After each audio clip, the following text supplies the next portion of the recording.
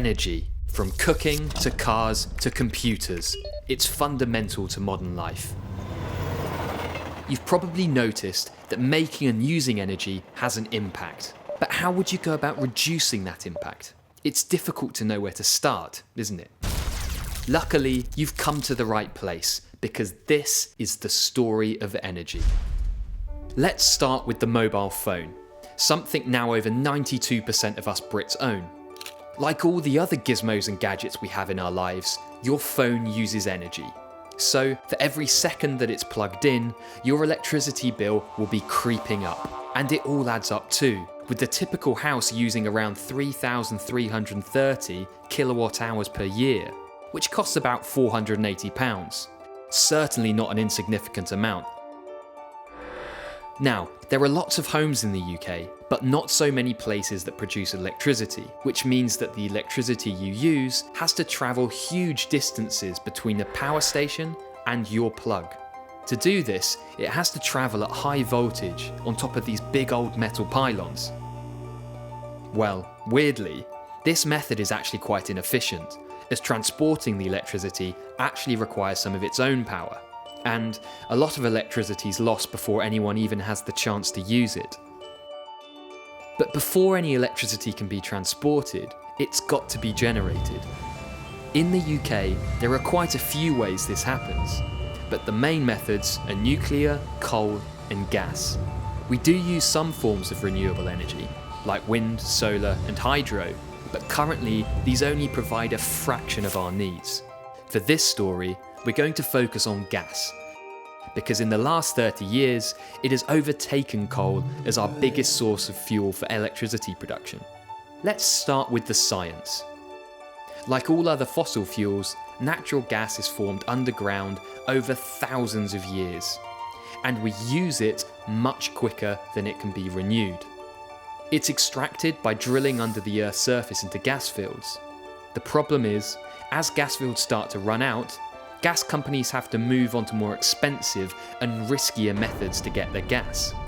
In the UK, our gas has almost run out, so we now import more gas than we produce, and as our reserves decline, it won't be long before we completely depend on gas imported from other countries.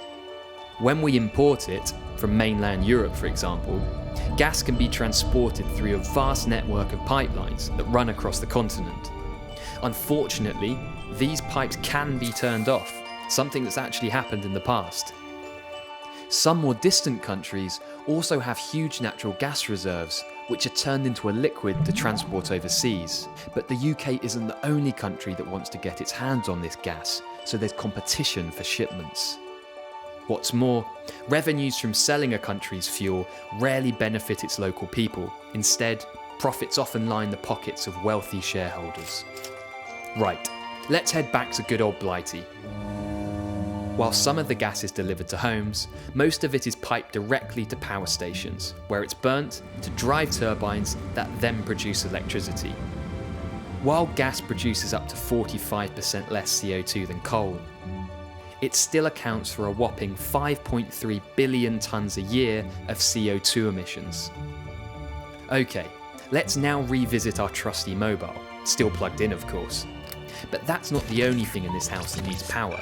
Since 1970, the number of electronic goods in the average UK household has trebled, contributing to a 600% increase in energy consumption. And charging mobile phones is just the tip of the iceberg. We all leave devices on standby, forget to switch off lights, and in general, use electronic devices that we don't really need. Multiply that by an estimated 25 million homes in the UK, add in the demands of industry, transport, retail, and agriculture, and you realise that we're a nation hooked on energy. And the worrying thing is, our energy demands are increasing all the time, which means we're becoming more and more dependent on foreign energy sources and on fossil fuels that are running out. So, what's the answer? Well, let's reassess the facts. Firstly, fossil fuels, like gas, will run out. Secondly, fossil fuels cause problems to people and the planet. So, it's clear we need to change our relationship with energy. But how? First and foremost, you can use less. This not only means using fewer electrical devices, it also means using those you do have more efficiently. Secondly, think about switching to a green energy supplier or even generating your own electricity. And finally, don't be afraid to push politicians and companies for change.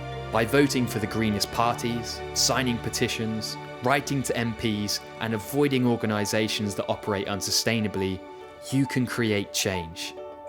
So, while we all have a part to play in the complex story of energy, we can all be part of the solution too. For more information and advice, visit the Life Squared website, where we'll give you some tips and ideas to help you take the next step.